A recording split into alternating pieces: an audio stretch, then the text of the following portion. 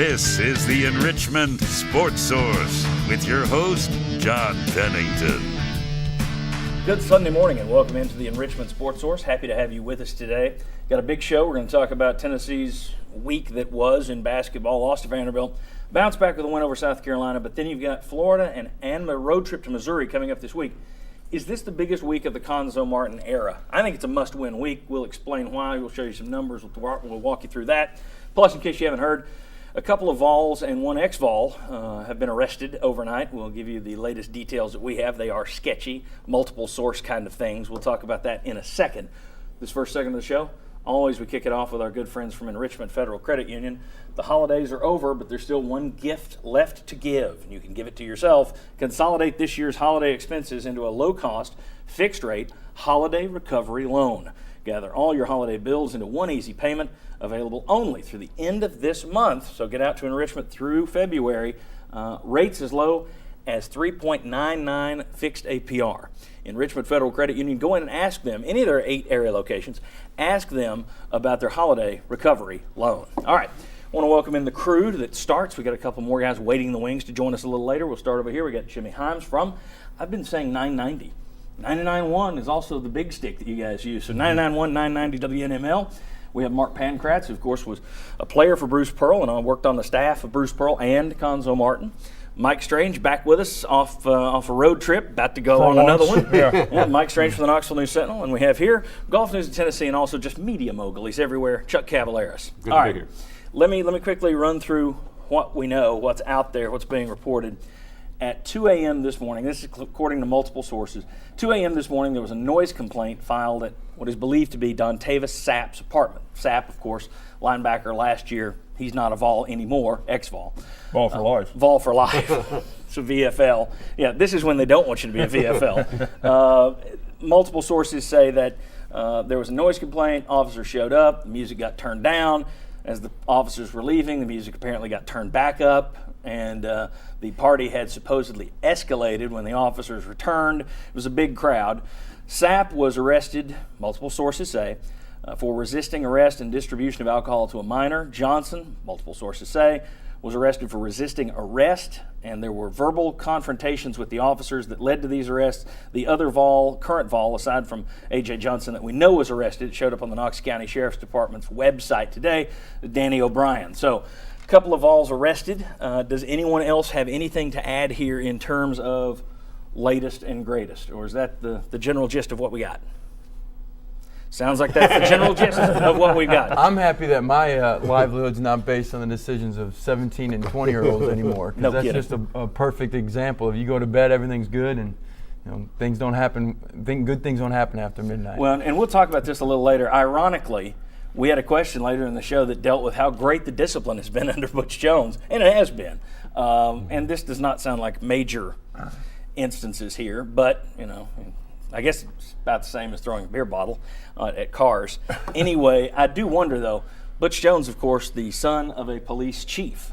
Wonder how he will respond to his players allegedly not behaving properly with officers. Seems like I'm guessing they've had the message told to them before. Always say yes, sir, and do whatever the officer says. So I'm guessing he will not be pleased with this. And I mean, it's that kind of that same old thing. Even if this ends up being dismissed or they do some kind of diversion or whatever it is, you still have all this negative publicity that it happened. And if a cop asks you to turn the music down, turn it down. Yeah, that one's always. I think it shows good discipline that they waited till after signing day. Yeah. After signing day to do it. That's true. All right, here we go. Let's talk basketball. Tennessee rebounded from a disappointing 4-point loss at Vanderbilt on Wednesday with a 72-53 wire-to-wire win yesterday against South Carolina. Mark, I'm going to start with you. We've seen this before. This team kind of goes up, it comes down. I don't think that's too unusual. Basketball is kind of made up of inconsistencies. But your thoughts on Tennessee's performance yesterday? I thought it was dominating. I thought it's what you expect a better team to do to a lesser opponent. And South Carolina is not very good, but that's what we're supposed to do to those type of teams. And we came out, shot it well. Jarnell played with that energy that we're always expecting him to play game in, game out. And it was what we needed moving forward going into Florida. Got fans a little bit more excited about it, as opposed to being a close game. Now that gets them a little bit more excited for Tuesday night. You think? All right, who agrees that I think that Vanderbilt loss took a lot of wind out of the sails. Now, personally, I didn't see anything shocking about it. You go on the road in basketball in the SEC, you're typically going to lose. I was more shocked by the fact Tennessee went to Alabama and won than I was they went to Vanderbilt and lost. And as far as Vanderbilt having 7 players, they've won 5 SEC games with 7 players. They're 1 game behind UT with 7 players. So that one didn't shock me, but that one took a lot of air out of the fan base, I thought. I was really surprised yesterday at tip-off in the arena how many people were in there, and I don't know if it was these $4 hot dogs and package, ticket or whatever. There's a bunch of people in the upper deck. It was announced as 17. Well, it's not 17, but still, that was a much bigger crowd than I thought. In the Vanderbilt game, you gave up 36 points in the first half, and 20 of those were in the lane. And I don't know how many times they continue to have problems with that dribble penetration right down the heart of your defense without anybody giving up a foul. And to me, that was the disappointing thing in that game, is you pretty much played your way out of it in the first half, giving up too many easy buckets. Jimmy, you do a 4-hour radio call-in show every day. What was the fan response this week? After the Vanderbilt game, how much air was let out of the sails, and do you think the South Carolina win helped get some of it back? Well, there were obviously some fans that were very upset with it. And it wasn't just the fact that they lost to a team that had 7 scholarship players, it was who they lost to. Right. Vanderbilt. You're not supposed to lose to Vanderbilt if you're Tennessee. Yeah. In a lot of sports, although we've seen that go the other way. But there were a lot of them that were disappointed by that, and there were more people that called our show that said, all right, I'm not going back. I said, you won't even go to see the Florida game? No. There was some of that going on. So, there was some disappointment there. Does the South Carolina game bring some of them back? I don't know, but I think by the time you get to Tuesday night, I think you will see a really good crowd to see a Florida game, which is a really key game for Tennessee to try to win to help its NCAA resume. Let me throw something out here, and when you read too much into something that a 20-year-old says, there's a danger there, okay? But Jarnell Stokes, after yesterday's game, made a comment that I don't think is going to sit real well with some folks. He said, when we lose, we come back, we gather up, and come out with a lot of fire. We play hard the next couple of games. I guarantee you there's a thought bubble over Knoxville, right over the Sun Sphere, that's, why don't you play hard in all of the games? Thoughts on that? You can't, there's no way you can bring energy every single night of the year. No team does it, can't be done. However, anything worry you about that statement, Mark? Well, yeah, and because knowing Jarnell, he doesn't mean it that way. He probably wasn't thinking big picture like that. Right. But that's what he is. That comment is what he is. He shows up for games and is great. Everyone's talking about he can't score over length. He goes out versus Kentucky and shows like he looks like a first-round draft pick.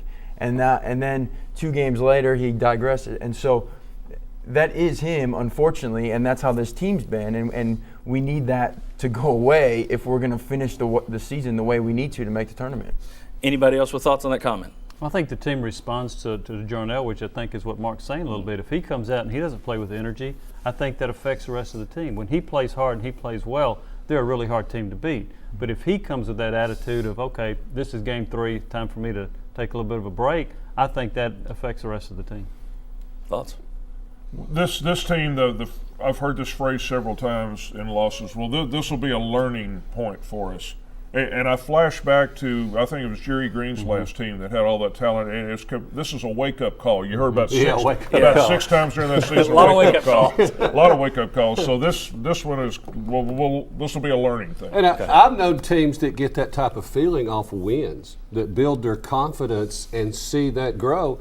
And I think that may be one reason Tennessee has only won 2 games in a row in the SEC, just one time. Yeah. That's one reason you're so up and down. You're supposed to get that type of feeling when your confidence grows after beating somebody, not because you got to bounce back after a loss. All right, when we come back, this week coming up, is it the biggest of the Cuonzo Martin era? Certainly it's huge. I think it's a make or break week. I think you got to sweep. I'll tell you why on the other side. We'll see if anybody agrees. Come on back on the Enrichment Sports Source.